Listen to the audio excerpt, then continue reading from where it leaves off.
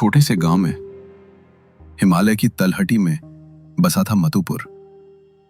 इस गांव में रहता था एक उत्साही लड़का अर्जुन, जिसके सपनों का कोई अंत न था। अर्जुन को अपने दादाजी की कहानियां बहुत पसंद थी। हर रात दादाजी उसे प्राचीन खजानों, जादुई गुफाओं और वीर योद्धाओं की कहानियां सुनाते।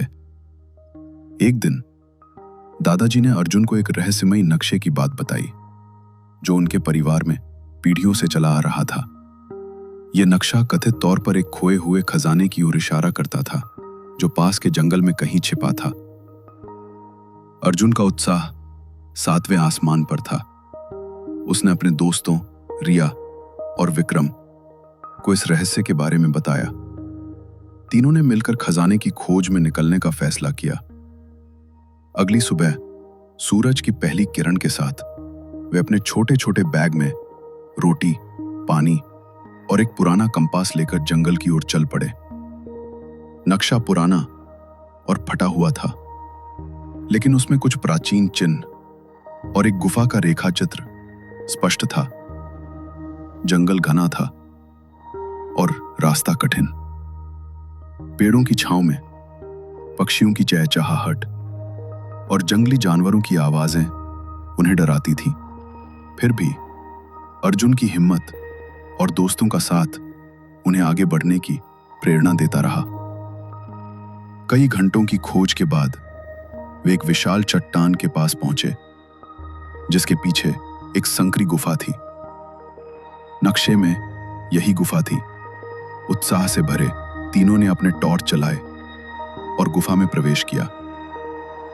गुफा के अंदर हवा ठंडी थी और दीवारों पर नमी चमक रही थी।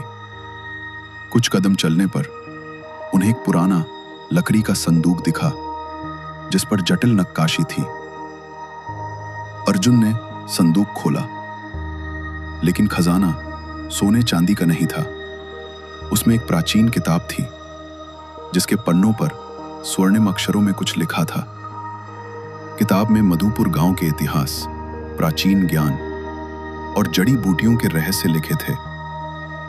यह खजाना न केवल गांव के लिए बल्कि पूरी दुनिया के लिए अनमोल था। तीनों दोस्त किताब को गांव वापस ले आए। गांव वालों ने इसे देखकर आश्चर्य व्यक्त किया। किताब में लिखे ज्ञान ने गांव की खेती, चिकित्सा और शिक्षा को नई दिशा दी। अर्जुन, रिया और विक्रम को गांव के नायक के रूप में सम्मानित किया गया।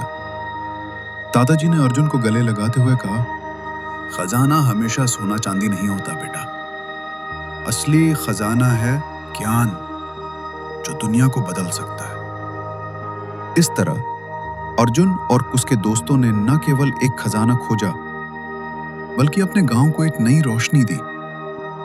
उनकी कहानी गांव में एक प्रेरणा बन गई, जो हर बच्चे को सिखाती थी कि साहस, दोस्ती और ज्ञान से कोई भी सपना सच हो सकता है।